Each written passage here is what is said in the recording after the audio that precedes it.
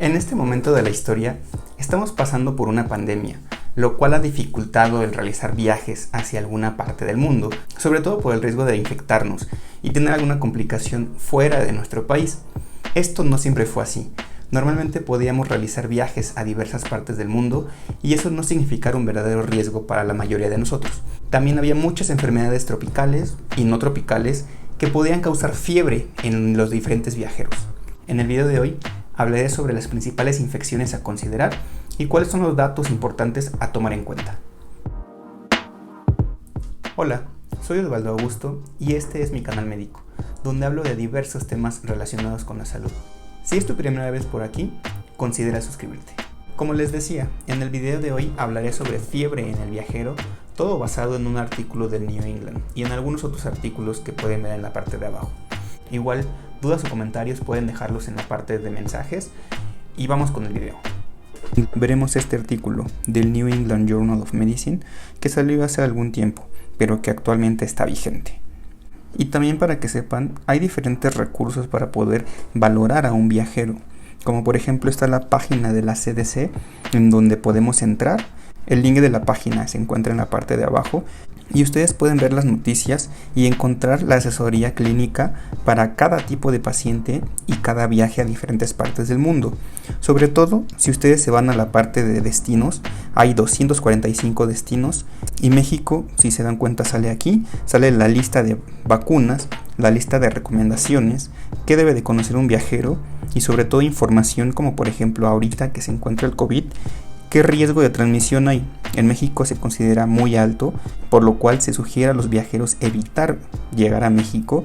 También algunas noticias sobre el COVID y algunas otras cosas interesantes, como por ejemplo vacunas. ¿Qué vacunas debe ponerse el viajero en caso de que venga a México? Que por ejemplo aquí se encuentran todos los viajeros deben de colocarse estas vacunas para sarampión y otro tipo de vacunas como rutina, sobre todo de varicela, tétanos, influenza, triple viral y polio. Si ustedes quieren saber la información para viajar a cada país, pueden encontrarla en esta página y nuevamente les digo, el link se encuentra en la parte de abajo. Además hay otros recursos. Uno de esos recursos está que es una página llamada Fever Travel, en donde podemos meter el país a donde viajamos, las fechas a las cuales estuvimos, tiempo de exposición, tiempo de inicio de síntomas, y la página nos va a dar una línea del tiempo con respecto al país y los datos que nosotros introducimos. Por ejemplo, yo usé México y aquí sale todos los datos y en la parte de abajo hay un cuestionario a contestar donde preguntan de signos, síntomas, algunos datos específicos del paciente y todo esto al final nos da unos datos para poder sospechar qué tipo de infección es. Estos son recursos que puede usar cualquier persona ya que son libres. Pero, nuevamente, siempre habrá que ir con un especialista para poder realizar la valoración adecuada, ya que todo lo que vamos a ver hacia adelante es una valoración clínica que debe ser realizada por alguien que conozca del tema. Por ejemplo, no se cuentan con test para la mayoría de enfermedades, y esto es algo importante. No hay un estudio de laboratorio que pueda realizar todo el panel de enfermedades que pueden ocasionarle a los viajeros, por lo cual siempre hay que acudir con un especialista que pueda realizar un interrogatorio, una exploración adecuada y pueda correlacionar todos estos datos con respecto al paciente. Algo importante a saber es que hasta el 25% de los pacientes que tienen fiebre después de realizar un viaje no van a obtener diagnóstico en un centro especializado. Imagínense entonces un hospital de segundo nivel o tercer nivel que no se dedique realmente a ver esto. Pocos pacientes pueden tener un diagnóstico correcto y es por eso que siempre habrá que solicitar la ayuda de alguien experto.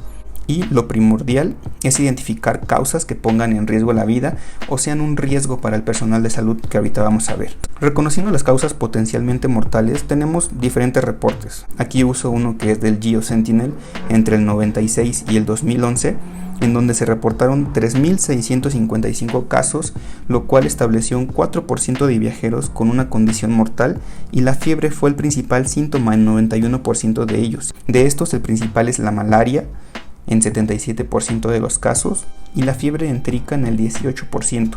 De todos estos murieron 4%, 10 de malaria, 2 de melioidosis y 1 por dengue severo. La valoración inicial conlleva estos puntos. 1. Una historia clínica completa.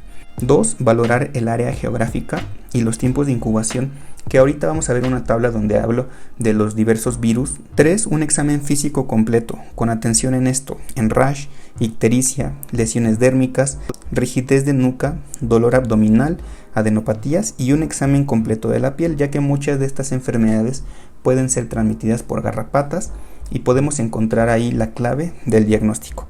Se sugiere realizar el Q-SOFA en todos los pacientes para poder establecer qué gravedad tiene el paciente, ya que 2 o más de estos conllevan una mayor mortalidad y deberá ser atendido en una unidad de cuidados intensivos en caso de que tenga 2 de estos: estado mental alterado, frecuencia respiratoria más de 22 o una tensión arterial menos de 100. Y siempre considerar resistencias a antibióticos, ya que cada vez hay más resistencias en el mundo.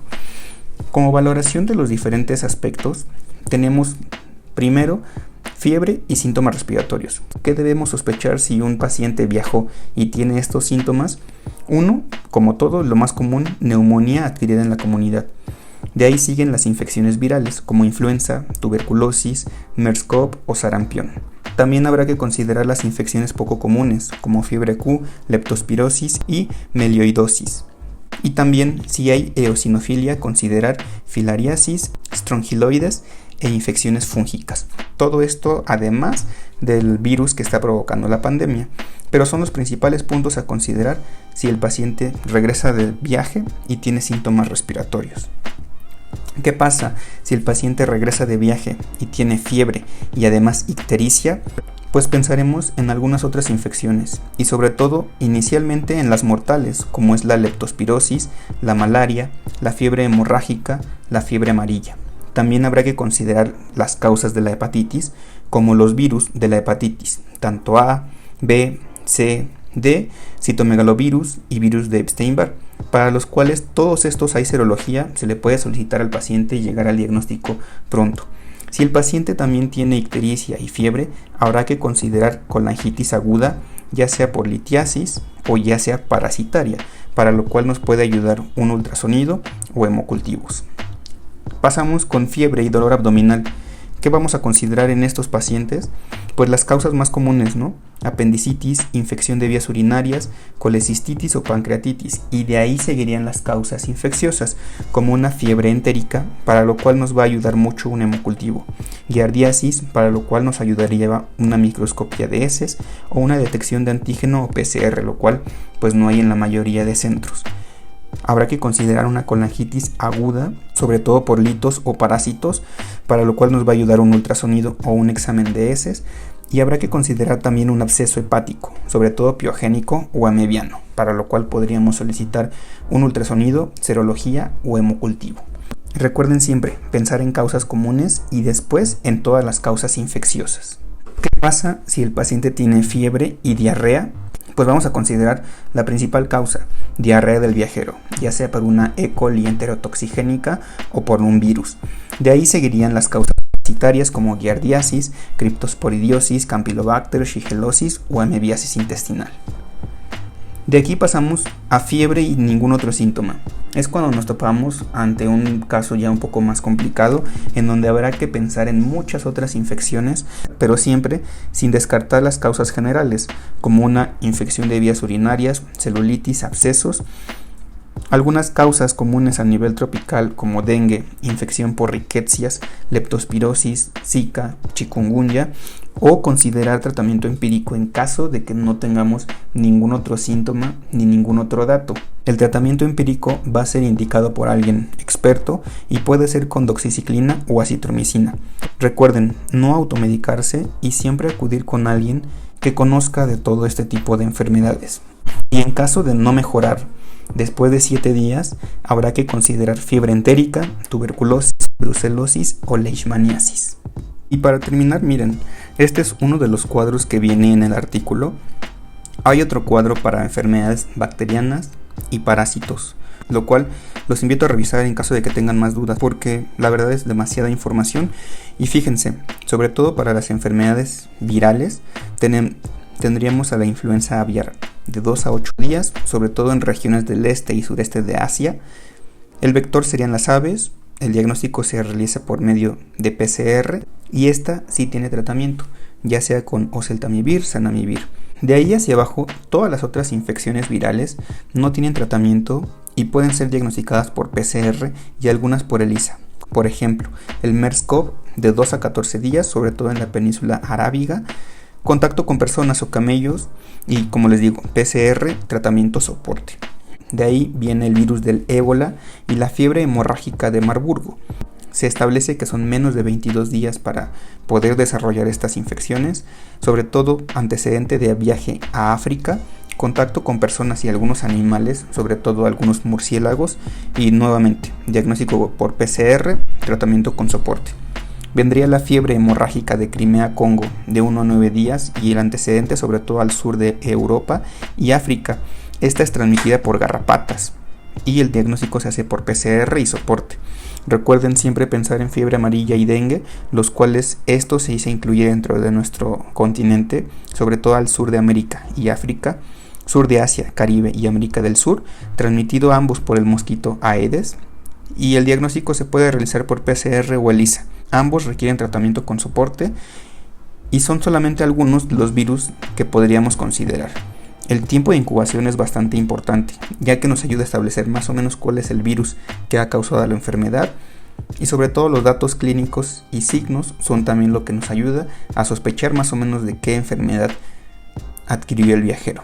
Como pueden ver, es una lista muy grande de infecciones que sobre todo requieren conocimiento, sospecha y poder identificar los principales datos tanto clínicos como de laboratorio que pueden dar. Siempre recuerden, lo más importante es prevenir.